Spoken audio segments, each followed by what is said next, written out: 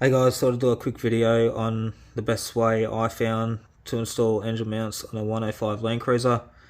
I got the parts from Cozza, where I get most of my parts, just purely because they're cheap, easy to deal with online, get them within a couple of days. I paid $45 for 2 engine mounts. Before I did this, I got a quote from my mechanic who was going to charge me $700 to replace the engine mounts, so I thought I'd give it a crack myself.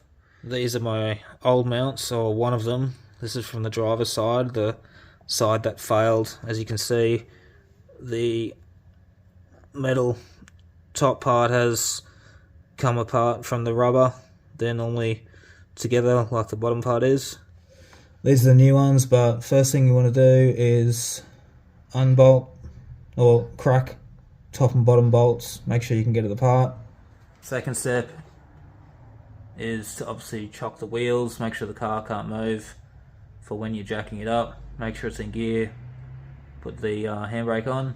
Next thing you want to do is remove or take apart the fan surround and the radiator overflow bottle so the fan itself doesn't foul on the surround once you lift the engine. Next step is you want to get your bottle jack or whatever jack you've got access to, a couple of blocks of hardwood between the jack and the sump, and lift the engine up from the sump.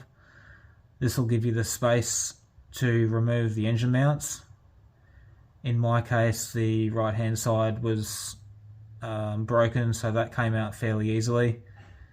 Then the next thing you want to do, which I found, was to take out both the mounts and install either the left or the right hand side, because the thing I found is that you couldn't install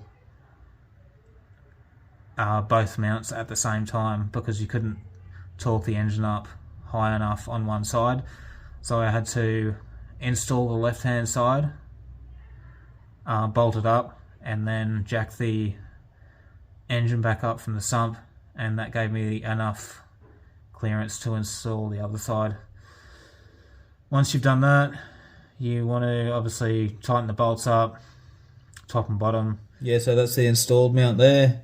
The biggest cheat code I can say with this job itself, being pretty basic, is to install one side first, bolt it down, and then jack the engine back up. That'll give you enough clearance to install the other side. If you don't do this, you will not get enough clearance to install the other mount, and it's pretty frustrating. After you've done them both up, like I said before, nice and tight, top and bottom, then you want to check all your hoses, anything that could have been stretched from lifting the engine up.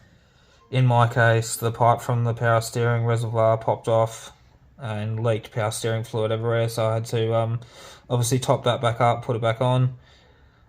But yeah, when you're finished, obviously check everything, start her up, make sure nothing's leaking or loose. To be safe, put your fan surround back on, and yeah, take it for a test drive.